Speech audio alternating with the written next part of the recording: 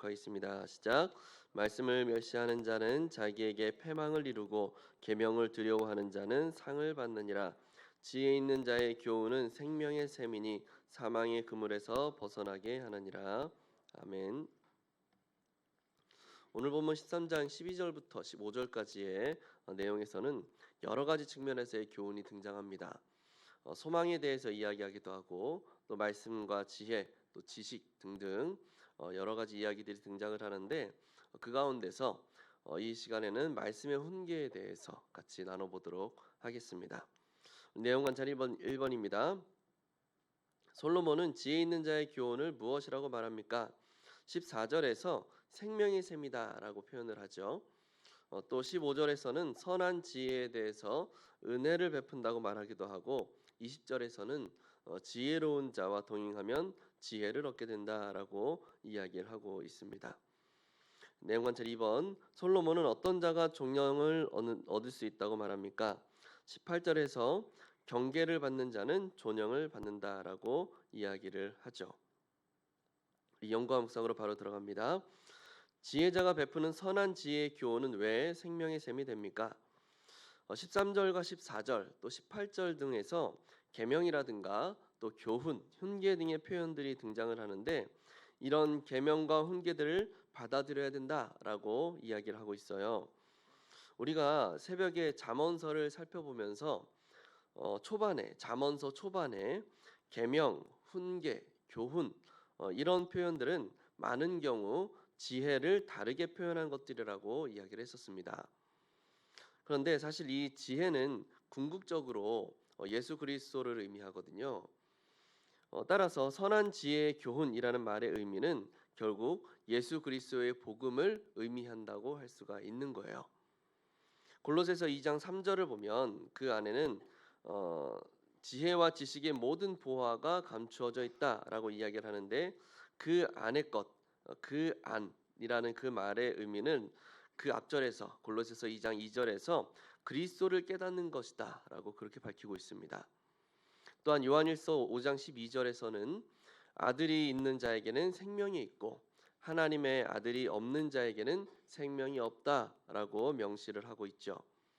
예수님은 또 공생의 사역을 하시면서 스스로 길이고 진리이고 생명이 되신다고 말씀을 하시기도 했습니다.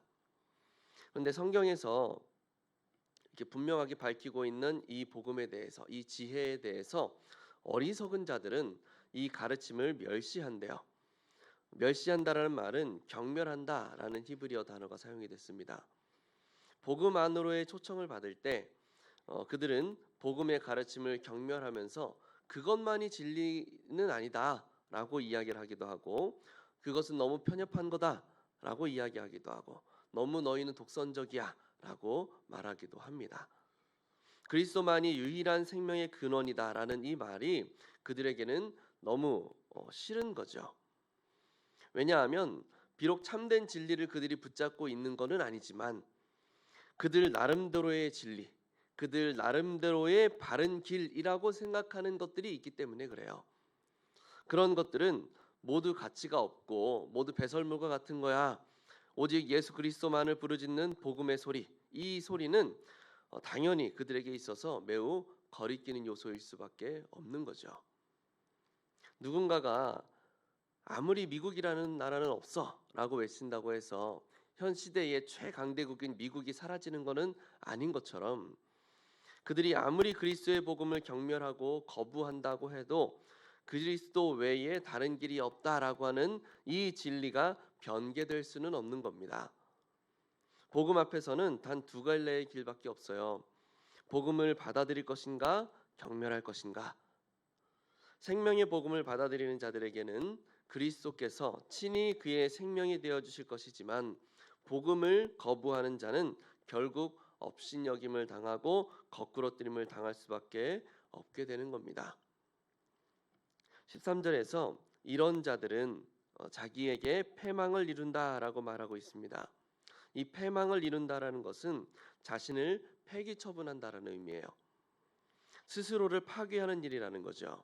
그래서 성경은 지혜를 멸시하는 자, 또 경멸하는 자, 받아들이지 않는 자들을 미련한 자라고 표현을 하는 것이고 어리석은 자라고 표현을 하는 겁니다. 스스로를 파괴시키는 일이다라는 의미에서. 느낀 점입니다. 훈계와 경계를 지키는 자가 존영을 얻는다라는 말씀에서 무엇을 느낍니까? 훈계와 경계를 지킨다라는 것은 그리스도의 복음 안에 머무른다라는 것을 가리킨다고 볼 수 있습니다. 그렇다면 존영을 얻는다라는 것은 무엇인가? 성경은 우리를 질그릇과 같다라고 이야기를 하죠. 질그릇의 특징은 두 가지인데요. 하나는 쉽게 깨진다, 연약하다라는 것이고요. 또 하나는 투박하다라는 겁니다. 예쁘지 않다라는 거죠. 그런 연약한 질그릇이 어떤 강철 그릇보다도 단단해지고 또 어떤 금 그릇보다도 보배로워질 때가 있습니다. 바로 그리스도의 빛으로 그 질그릇이 감싸지게 될 때 그렇게 돼요. 질그릇 자체가 단단해지는 것이 아니라 그리스도의 빛이 질그릇을 단단히 붙잡고 있기 때문에 쉽게 깨어지지 않는 거예요. 질그릇의 재질이 달라지는 것이 아니라 그리스도의 영화로운 빛이 비추게 되므로 질그릇의 투박함이 가리어지기 때문에 아름답게 보이는 겁니다. 약함을 들어서 사용하시는 하나님의 강력과 그 예수 그리스도의 그 아름다움이 그리스도의 복음을 붙잡는 자들을 통하여 나타나게 되는 거죠. 이것이 바로 존영을 얻는다라는 말의 의미입니다. 적용입니다. 하나님의 지혜와 훈계를 저버린 적이 있다면 언제입니까? 말씀을 신뢰하지 못함으로 인해서 복음 안에 온전히 머무르지 못했던 어떤 신앙적 실패의 경험이 있으십니까? 신앙의 삶이란 늘 롤러코스터와 같아서 멋지게 성공할 때가 있는가 반면에 또 어리석은 자들과 같은 그런 선택을 할 때도 있습니다. 교회에 정말 헌신을 많이 하시고 또 사회적으로도 너무 훌륭한 분이 자녀의 그 신앙 문제 앞에서 너무나 관대해지고 그 자녀의 신앙 문제에 있어 바른 길을 잡아주지 못하는 그런 모습을 보이기도 해요.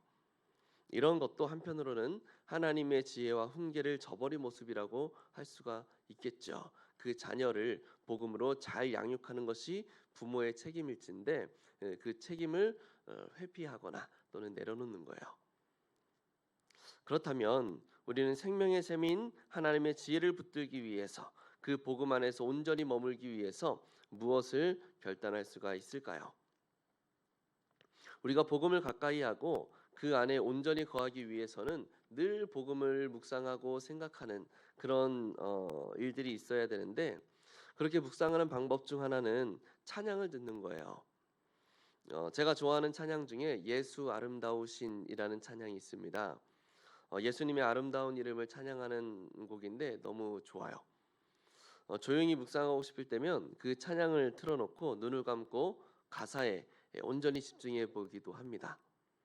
또 주변을 조용히 해놓고 음악도 끄고 그 찬양도 끄고 온전히 그 가사에만 집중하면서 종이에 그 가사 한마디 한마디를 끄적여 보기도 합니다. 그러면서 찬양을 묵상하는 거예요. 설거지하면서 일하면서 찬양을 늘 틀어놓는 것도 참 좋은데 그 찬양 한마디 한마디에 녹아져 있는 그 의미들에 내 마음이 함께 녹아지게 만들려면 아무것도 하지 않고 우리가 묵상할 때처럼 주변을 조용히 만들어 놓고 그 찬양에만 집중할 수 있는 그런 시간을 가져보는 것이 훨씬 더 유익합니다. 그리스도의 복음을 노래하는 찬양으로 하는 묵상 정말 좋아요.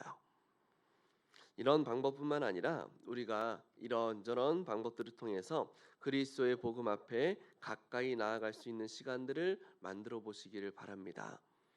그런 묵상의 시간들을 통해서 그리스도만이 우리의 생명이심을 확신하고 그 길을 따라 후회 없이 두려움 없이 담대히 나아감으로 하나님으로부터 주어지는 예수 그리스도의 그 복음으로부터 주어지는 존영을 얻게 되는 우리 모두가 될 수 있기를 예수님의 이름으로 간절히 축복합니다.